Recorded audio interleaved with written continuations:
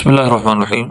آج کا ہمارا درس قرآن شروع ہوگا آیت نمبر 34 سورہ بقرہ۔ پہلے ہم تلاوت سنتے ہیں۔ اعوذ باللہ من الشیطان الرجیم، بسم اللہ الرحمن الرحیم۔ وَإِذْ قُلْنَا لِلْمَلَائِكَةِ اسْجُدُوا لِآدَمَ فَسَجَدُوا إِلَّا إِبْلِيسَ أَبَى وَاسْتَكْبَرَ وَكَانَ مِنَ الْكَافِرِينَ۔ وَقُلْنَا يَا آدَمُ اسْكُنْ أَنْتَ وَزَوْجُكَ الْجَنَّةَ وَكُلَا مِنْهَا رَغَدًا حَيْثُ شِئْتُمَا وَلَا تَقْرَبَا هَذِهِ الشَّجَرَةَ فَتَكُونَا مِنَ الظَّالِمِينَ فَأَزَلَّهُمَا الشَّيْطَانُ عَنْهَا فَأَخْرَجَهُمَا مِمَّا كَانَا فِيهِ وَقُلْنَا اهْبِطُوا بَعْضُكُمْ لِبَعْضٍ عَدُوٌّ وَلَكُمْ فِي الْأَرْضِ مُسْتَقَرٌّ وَمَتَاعٌ إِلَىٰ حِينٍ۔ صدق اللہ العظیم۔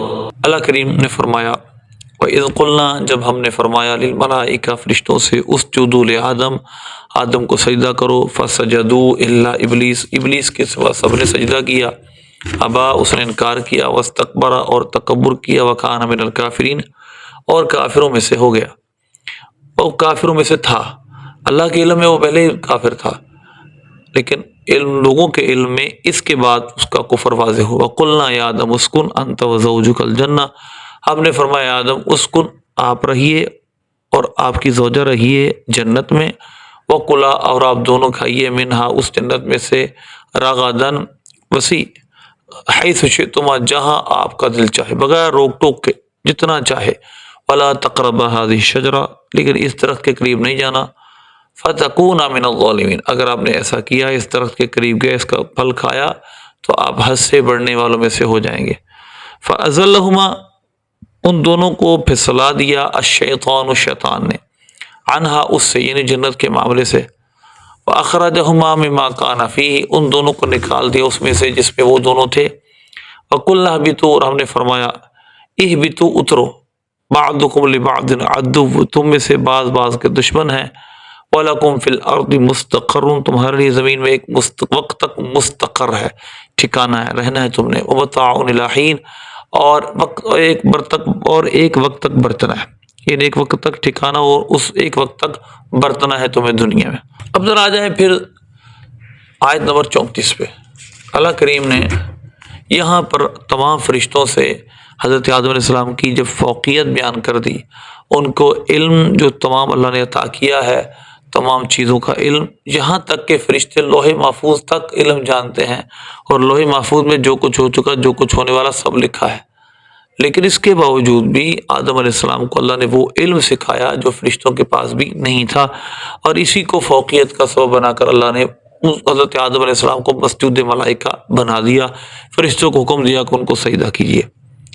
اچھا، ایک بات یہ ہوئی، پھر ابلیس نے انکار کیا اور تکبر کیا، ابا واستکبر، ابا، یا بھی یہ باب ضرب یضرب سے ماضی کا صیغہ ابا، تو اس کا معنی ہوتا ہے رکنا، انکار کر دینا۔ اس نے تکبر کیا، گبڑا بنا، اس نے تکبر کیا کیا، جو اور آیتوں میں ہے، میں بہتر ہوں، تو نے مجھے آگ سے بنایا، اس کو مٹی سے بنایا، اور وہ کافروں میں سے تھا، وکان من الکافرین، اللہ کے علم میں وہ کافر تھا، اگرچہ بظاہر وہ لوگوں کو مومن اور جو فرشتے تھے ان کو مومن نظر آتا تھا، لیکن اللہ کے علم میں، اللہ کو علم میں تھا، اللہ کے علم میں ہر شے ہے کہ یہ کافر ہوگا، اس کے علم، اس نے یہ کفر نہیں کرنا ہے، تو لہذا تکبر کیا اور حسد کیا اور کہنے لگا کہ میں بڑا ہوں، معاذ اللہ۔ تو اللہ فرماتا ہے وقلنا، اور ہم نے فرمایا یا آدم، اے آدم، آپ اور آپ کی زوجہ اس جنت میں رہیں۔ حضرت سیدہ حوا رضی اللہ تعالیٰ عنہ حضرت آدم علیہ السلام کی پسلی سے پیدا کی گئی، اور یہ صحیح بخاری کے اندر باقاعدہ ہے، اس پر لوگ واویلا بھی کرتے ہیں اور کہتے ہیں دیکھو جی، عورت کے لیے تذلیل کا مقام یہ مذہبی لوگ بیان کرتے ہیں۔ سوال یہ ہے کہ انسان کا جو مادہ ہے، جو میٹر ہے، جس سے انسان پیدا ہوتا ہے، وہ کیا ہے؟ پسلی تو ایک ایسی چیز نہیں جس کو ہاتھ لگانے سے کوئی ہاتھ نجس ہو گیا، پسلی کو گند میں پھینکا جائے، میں نالی بہایا جائے، ایسا تو نہیں ہے نا۔ پسلی تو ایک معزز چیز ہے، اس کو اہمیت انسان کے اندر ہے، لیکن مادہ منویہ، اس کو کیا اہمیت ہے؟ اس کو نالی بہا دیا جاتا ہے، کپڑے کو لگ جائے تو پاک ہوتی ہے، انسان اس سے پیدا ہوتا ہے، تو پھر یہ انسان کی تزریع نہیں کہ انسان کو نطفے سے پیدا کیا جاتا ہے، پھر اس پر بھی اعتراض کریں گے۔ تو لہذا ان کا مادہ اللہ نے ان کی بگننگ پسلی سے کی ہے، اور یہ آپ کو ریالٹی نظر بھی آتی ہے ہر گھر میں۔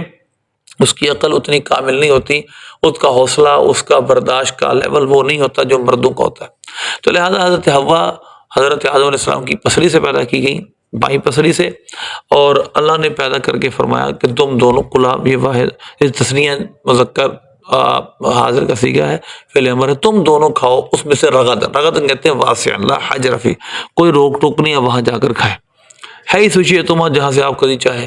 اب یہ کون سا پھل تھا اس کے بارے میں اختلاف ہے، بعض کہتے ہیں اس سے گندم مراد ہے، کہانی سے انگور مراد ہے، جو بھی مراد ہے، بہرحال قرآن نے اس کو بتایا نہیں ہے، کیونکہ مدعا یہ نہیں ہے، مدعا یہ ہے کہ ان کو ایک درخت سے منع کیا، اور اللہ فرماتا ہے اگر آپ نے یہ کیا تو آپ حد سے بڑھنے والوں میں سے ہو جائیں گے۔ فَأَزَلَّهُمَ الشَّيْطَانُ عَنْهَا، شیطان نے ان دونوں کو پھسلوا دیا۔ اب کس طرح پھسلایا، اس کا طریقہ کیا ہے؟ قرآن پاک میں سورہ اعراف میں ہے کہ اس نے حضرت آدم و حوا کے پاس جا کر قسم کھائی کہ میں تمہارا خیر خواہ ہوں، اور تم یہ اگر پھل کھا لو گے پھر تم ہمیشہ جنت میں رہو گے۔ حل ادلک علی شجرۃ الخلد ملک لا یبلا، یہ سورہ کہف میں بھی ہے اس طرح، پھر سورہ اعراف میں ہے وقاسمہما انی لکما لمن الناصحین، اس نے قسم کھائی کہ میں تمہارا ناصح ہوں، تمہارا خیر خواہ ہوں۔